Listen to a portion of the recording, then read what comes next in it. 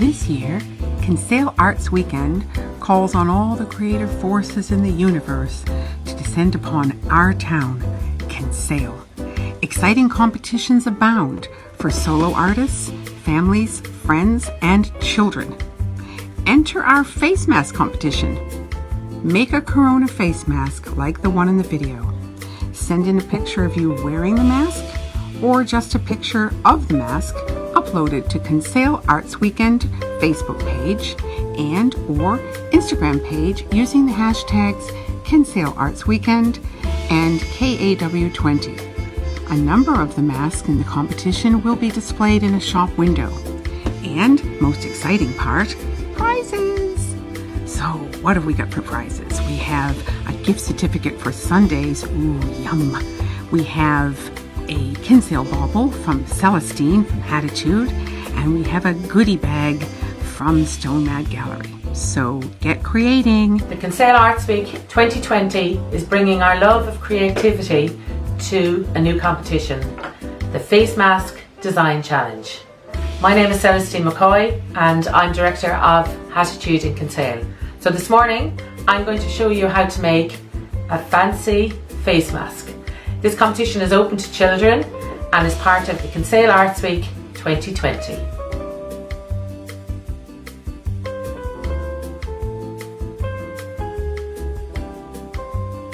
So, what do we need? We need some fabric, and the fabric I'd like to use is a breathable cotton fabric. This is important for lots of obvious reasons. We need a ruler or a measuring tape. We need a needle and thread. We need straight pins, and we need some elastic. Now I know elastic is quite difficult to get your hands on at the moment. If you can't get elastic, you can use an old t-shirt or even an old pair of socks at home, and that will work as well. What I've done is I've cut out a template. It's easier to make a little pattern and then you can cut your fabric on it. So, with my fabric, I'm going to use a lovely gold. It's 100% cotton, so it's breathable. And the reason I choose this fancy fabric is because we can dress it up, make it a little bit fancy and be very creative. Again, it is Kinsale Arts Week and it's all about being creative. So, with my scissors and my pattern, we're going to cut out 2 layers of my fabric. If you haven't done this before, it might be a good idea just to pin the fabric and pin your pattern into place. Therefore, it doesn't move. So, here we go.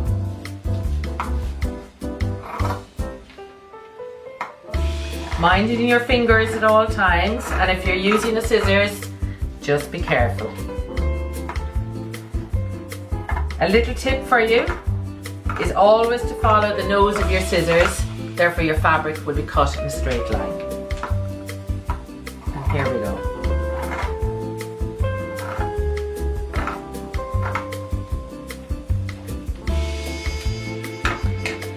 So as you can see, 9 inches by 6 inches, and I've cut 2 layers of the fabric. If you want to put in a little filter, you can pop a little layer in between, but for the purpose of this demonstration, I'm not going to do it. So, the first thing we do is with our 2 layers. Now, the good thing about this material is there's no right side and no wrong side, but what I want you to do is turn the wrong side out on both sides. And what we will do with our pins is we will pin all the way around. Right across here, here, here and here. We will leave a little opening in here in the side. That again is for our elastic. Now I'm lucky I have a little bit of elastic left over. So with our ruler, we will measure 2.5 inches of it, which is this size. So again, you can see that there's enough, and you can judge this by the size of your face. Because this is a children's competition, a lot of the sizes you'll see will vary, but you'll know once you try on your mask, and once you have your mask made and you're cutting your elastic, you will know exactly what size is going to work for you. So that's important. So of course we need 2 of these. So we get rid of that now. So we have our elastic, and obviously they're going to be the little pieces that go around your ear. So let's look at our mask again. With our ruler, I want to go down here just 1.5 inches, and we're just going to mark it here, the edge of the material. And the same here at the bottom, we'll come back up and we'll mark it here. Now, this is going to be for your earpiece. So, our elastic with the pin. Now be very careful using these pins because, as you know, it hurts if they stick into your finger. So, with the end, and we will keep the end inside the edge of the fabric. This gives a much neater finish. And again, we will pin it into place. So that's pinned. One pin should do you fine. So that's there. And we will just finish it here. So as you can see, it looks like you're doing it back to front, but what will happen when we've sewn our two sides of our mask together is we will turn it inside out, and then you will have it. Like that. Just broken my pin. Now you're obviously doing this on the other side as well, so I'll just quickly show that. I'm just going to pin in one side. This is quite thick elastic because that's the only elastic I have at the moment. So it's going to look like an earlobe there. And then again, we're going to measure the other side again. We're going to come down 1.5 inches here and up 1.5 inches to the other end. And again, we're going to pin it here and we're going to pin it here. Now, that's what it's going to look like. So with our other layer of fabric, again, the wrong side out, we're going to put it, layer it on top here. And again, we're going to pin it all the way around. And we're going to leave an open of about 1.5, maybe 2 inches here. And the reason we're going to do that is because we're going to have to flip it around and turn it inside out. So we've stitched all the way around the fabric, starting here with our elastic inside and inside, all the way around, all the way around. And remember I said we were going to keep a little opening here, and that is for turning our mask inside out. Before we do that, we need to remove all our pins. And as you can see, with our scissors, I'm just going to take a little bit off the corner, and this is just to give a lovely rounded effect to your mask when it's finished. So be careful not to cut your stitching. So just a little bit off, maybe 1/2 inch roughly, and the same here. Now, what we need to do here is we need to turn our mask the right way around. So I've left a little opening here, as you can see, maybe about 1.5 inches. You'll definitely have to give it 1.5 to 2 inches, because other than that, you'll find it hard to pull your piece through. So I've stitched all the way around, and as I said, we leave open a little piece between 1.5 and 2 inches. So if you've a paintbrush or any sort of thing at home, this is a special instrument for catching your fabric. So we're going to put it in through the little opening that I've left. We're going to catch the fabric. Now you can do this, as I said, with a paintbrush or any sort of piece. So what happens is it helps to pull through. Once your little bit is out, you can pull it through the fabric. Okay? So you can see when your mask is turned the right way around, you have your lovely elastic there for your ears. Here's one that's fully complete. The only difference in this one now is there's gold elastic, but this is what your mask should look like. So to give it that nice little gathering, that are pleated effect, so what I would do is, again, I'm just going to bend it over here. I'm just going to create a little pleat here and a little pleat here. So it's like a double pleat. I want you to pin it first, and the same at the other end. We're going to just a little pleat here. Now mind your fingers, this is kind of delicate work. So we have a double pleat here, and again a pin. Now mind your fingers again, because you're going through your elastic and it can be a little bit difficult. Again, with your needle and thread, make sure you have a good double thread with good strong knot in it. So on the reverse side of the mask, I just want you to go in and stitch that pleating into place. Okay, so you can see it there, just to hold that pleat. Again, 2 or 3 little stitches, minding your fingers because the pins are in there. We'll just tie off our thread And again with your scissors, cut it nice and neat. Okay, so that's one done, and I'm just going to finish the second one.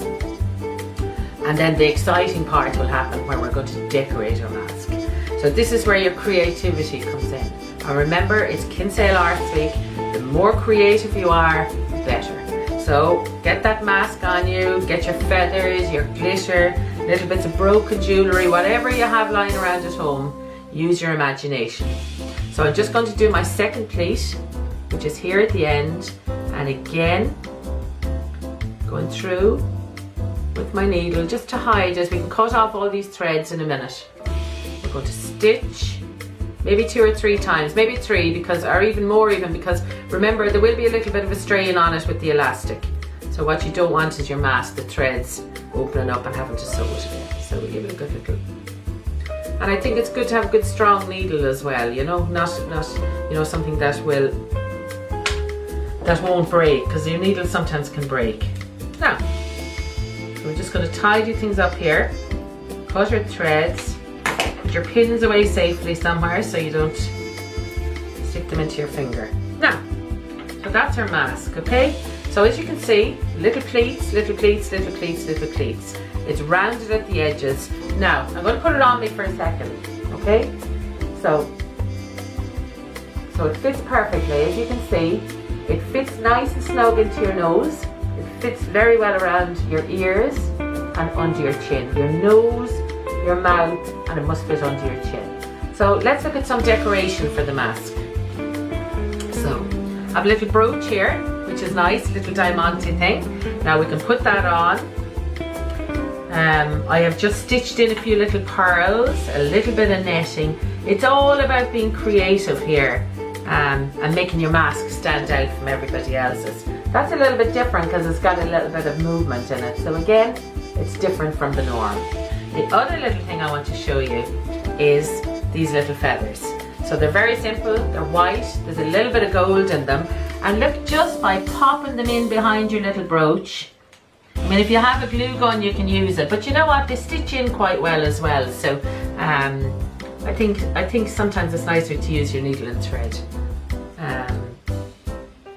But if you are using a glue gun, just be very careful and always use it with an adult.